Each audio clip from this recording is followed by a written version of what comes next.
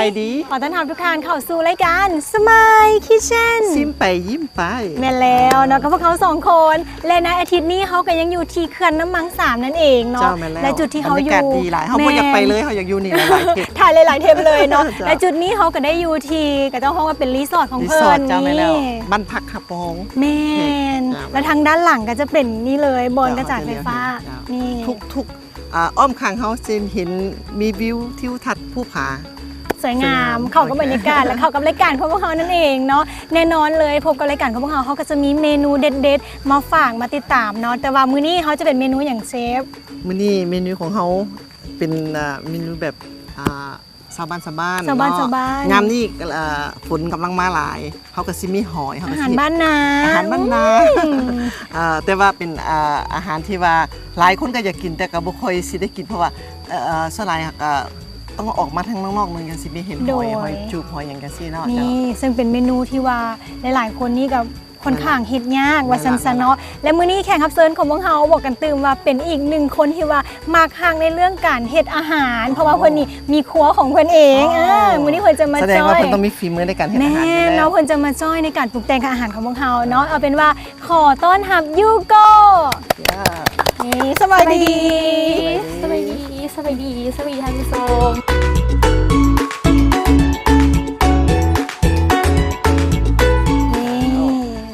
น้องมาเฮ็ดอาหารเป็นบ่ได้แมนเขามีครัวเป็นของตัวเองเนาะก็คือจะมีอาหารที่ว่าเขาเฮ็ดขายออนไลน์เนาะหลายคนนี่แบบอาหารลาวบ่คืออาหารเป็นอาหารลาวเนาะซื้อยูโกะแต่ว่าเฮ็ดอาหารลาวได้เนาะคือว่าสิเป็นอาหารญี่ปุ่นซูชิแม่นจะเป็นประเภทของอาหารใต้แจ่วปลากระเต๋ามกแบบบกฮุงตะโนดอย่างนี้แหละอาหารถือว่าเป็นอาหารที่ว่าพื้นบ้านแต่ว่าซอกหากินยากโดยแต่ว่ามื้อนี้เพิ่นก็มาขายของเพิ่นโดยเฉพาะเลยได้ครัวยูโกะโดยมื้อนี้เข้ามาครัวรายการสมาคิดของพวกเฮาก็จะเป็นเมนูแบบบ้านๆเคยกินบ่หอยจูบนี่กินตลอดแม่เฮ็ดให้กินจูบหอยแม่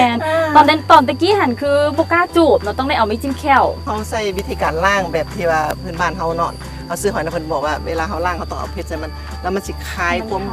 คายข้าวออกเขาก็ต่อยคนมันเรียบร้อยดูดก็สบายโอเคเนาะอันนี้ก็คือเป็นวัตถุดิบหลักของพวกเขาแล้วก็จะมีเป็นวัตถุดิบต่างๆเนาะเอาเป็นว่าเขามาเริ่มกันเลยเนาะโดยเชฟสิเป็นผู้พัดเครื่องเนาะเขาสิมีในอมหอยมันก็บ่มีอย่างยุ่งยากหลายเนาะเขาสิพิเศษมันเขาสิมีผักขะแยงกับผักไข่เลื่อนเนาะ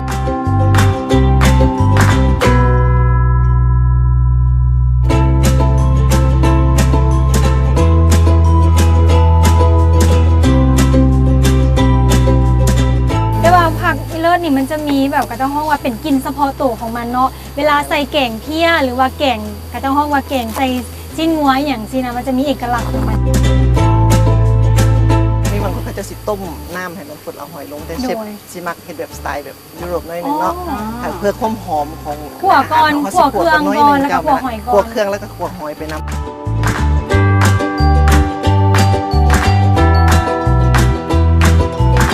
เขาจะเพิ่มความหอมก็คือใส่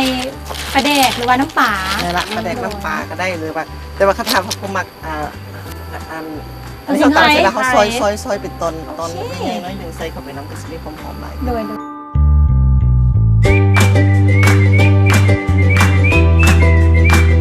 ปกติยูโกนี่แบบว่าขายเครื่องเองแล้วก็เฮ็ดของกินเองขายนี่มีกระต้องห้องว่าต้องมีพื้นฐานในเรื่องเฮ็ดของกินอันนี้เฮ็ดเป็นตั้งแต่น้อยเลยบอกหรือว่าหากระทิมาเริ่มเฮ็ดตอ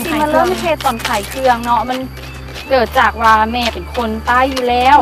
แต่วันนี้ก็จะมีพี่น้องคนใต้ที่ว่าขึ้นมาอยู่นครหลวงสินะเพิ่นอยากกินเพิ่นก็สั่งแม่เฮ็ดบางทีก็วางเห็ดบางทีก็บ่วางเห็ดสินะเขาก็เลยว่าเอาเป็นเปิดฮับออเดอร์เลยเนาะลูกค้าผู้ใดที่แบบว่าอยากสั่งบางคนเวียงที่ว่าเคยกินแบบจังซี่เพิ่นก็อยากลองกินหาซื้อกันยากผลตอบรับดีหลายเกินคาดอย่างนี้เราคือใบบักหุ่งปงบ่ทันใบบักหุ่งนี่รู้สึกว่ามันสิเป็นยาพ่อแล้วก็กินมีความแซ่บแล้วก็เป็นยาเป็นยาด้านโรคเบาหวานเนาะผู้ใดที่ว่าเป็นโรคเบาหวานนี่ก็คือจะกินไปแล้วก็จะเฮ็ดให้เขาจะเอิ้นว่าน้ำตาลก็ขึ้นควบคุมน้ำตาลได้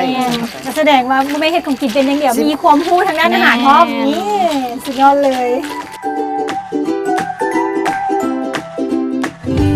เราก็สิใช้เวลาประมาณจักหอยนี่ใช้เวลาสุกบ่ดุนแต่ว่าก็ต้องให้มันสุกแท้ๆ ได้ทีแล้ว กำลังเดือด ทอดประมาณได้ทีแล้ว ตอนนี้นี่เขารู้สึก เขาเตรียมข้าวเบื่อเขาสิเอาข้าวเบื่อลงใส่พ่อข้าวเบื่อต้องให้สุก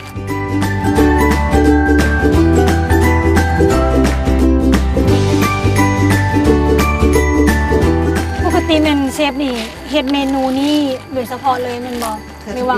ไม่ได้หมดลาว โอ้ เพราะว่าแต่ว่าเรื่องหอยเนี่ยทางฝรั่งเศสนี่เขาจะกินหอยนี่ส่วนใหญ่เขาจะกินหอยทุกอย่างในฝรั่งเขาจะกินถือว่ากินดิบ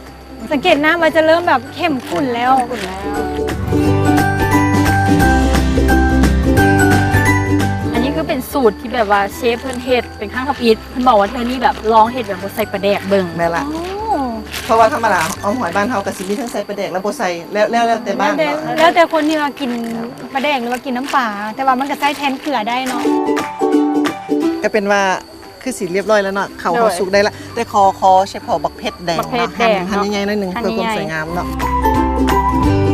เพื่อผู้ใดที่ว่ามักเผ็ดอีกเนาะก็สามารถใส่เครื่องปรุงหรือว่ามักเผ็ดตามใจมักได้เลย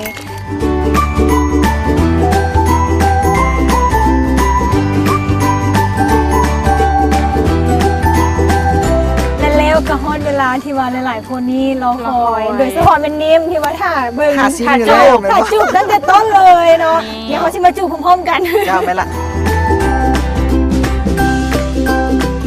เป็นจังไงรสชาติ นัว เข้มข้นนัว แบบเมื่อกี้นี่แบบเบิ่งขั้นตอนการเฮ็ดนี่คือบ่ได้ใส่แป้งนัวเลย แมน บ่เพราะว่าความจริงแล้วล่ะหอยเนี่ยมันมีความนัวธรรมชาติของมันอยู่แล้ว อันนี้แบบหาก็เคยกินแบบออมหอยที่บ่ได้ใส่ปลาแดก อ๋อแต่ว่ารสชาติมันก็ ใกล้เคียง ใก กั ล้ น เคียงแบบเทคนิคก็คิดว่ามันบ่ได้ใส่คือมันได้กินเนาะ ง่ายๆเลยเฮาบ่ต้องใส่เขาเอิ้นว่าสรรหาหยังลงหลายมีแต่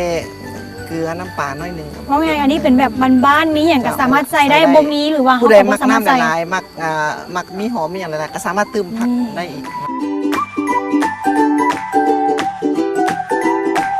และสุดท้ายเลยอยากให้ยูโกะนี้ฝากผลงานแน่เนาะหลังจากได้มาหุงแต่งกับพวกเขาแล้ว เจ้าเนาะแล้วก็ยูโกะก็อยากจะฝากผลงานเนาะปัจจุบันนี้ก็คือจะเป็นพนักงานประจำเนาะอาจจะบ่ได้มีผลงานผ่านหน้าจอหลาย แต่ว่าก็ยังหับเป็นรีวิวอีเวนต์ต่างๆแบบนี้ก็ยังหับแล้วก็ฝากอีกหนึ่งอย่างก็คือเป็นธุรกิจน้อยๆเนาะ โดย ครัวยูโกะนี่เนาะก็เขาก็เฮ็ดอาหารลาวแบบนี้แหละเป็นอาหารพื้นบ้านที่แบบว่าอยู่เวียงจันทน์นี่บ่มีห้านใดเปิดบ่มีห้านใดที่ว่าเฮ็ดเมนูเฮาเนาะก็จะเป็นเมนูทางภาคใต้เป็นแจ่วปลากระเต๋ามกใบบกฮุงตะโหนดแบบนี้เนาะผู้ใดที่แบบว่าอยากจะลองซิมเบิงเนาะได้ยิน ติดต่อ ซื้ ได้ อบางคนได้ยินแต่ซื้อบ่เคยกินแบบนี้ก็เข้าไปเบิ่งกันได้ในยูทีเพจครัวยูโกะนั่นเอง โดยน้องนิ่มกำลังตีเนาะเพราะว่านิ่มมีสั่งมากินตลอด แม่ แซ่บถึง ขา ใจ ประจำ เนาะแล้วว่าตอนนี้เขามีอีกหนึ่งกระเจ้าห้องว่าผลิตภัณฑ์ที่ว่าจะมอบให้ยูโกะนั่นก็คือกิฟต์เซตจากคิวพีนี่เลย ขอบใจหลาย นี่ ขอบใจหลาย เอาไปปรุงแต่งได้ตัวนี้เป็นทางได้น้ำสลัดและก็น้ำซอส เป็นผลิตภัณฑ์ที่ว่าบ่มีแป้งนัว จะได้ขึ้นเมนูใหม่อีกเนาะนี่ เนาะและตอนนี้ท่านผู้ชมเวลาของพวกเขาก็ใกล้จะหมดลงแล้วเนาะก่อนจากลากันไปก็ต้องขอขอบใจนี่เลย QP เป็นได้หลายกว่าน้ำสลัดอีหลีไว้เป็นทั้งน้ำจิ้มซอสและน้ำสลัดในขวดเดียวกันและต้องขอขอบใจ CSC เป็นศูนย์รวมของเครื่องไส้ต่างๆว่าจะเป็นครัวเฮือนหรือสุขภัณฑ์ต่างๆ ขอบใจดัตตะคอมศูนย์รวมเครื่อง ICT ของประเทศลาวเฮาขอบใจบาซาบี้ศูนย์รวมเครื่องใส่ผลิตภัณฑ์ในครัวเฮือน และก็เครื่องใส่ภายในครัวอาหารสดๆทุกอย่างอยู่ โด ใน ย นั้น ต้องขอขอบใจเคลื่อนน้ำมังสามที่ว่าเอื้อเฟื้อสถานที่เนาะ จ้า นำให้เขาได้ถ่ายทำทุกๆเทปนั่นเลยเนาะแล้วขอขอบใจมิตรแฟนรายการที่ให้เกียรติติดตามรับชมรายการของพวกเขาพบกันใหม่ในอาทิตย์หน้าว่ารายการของพวกเขาจะมีแขกรับเชิญท่านใดและเมนูเด็ดๆอย่างมาฝากเอาเป็นว่าตอนนี้3คนของพวกเขาลากันไปก่อนสบายดี สบายดี สบายคิทเช่น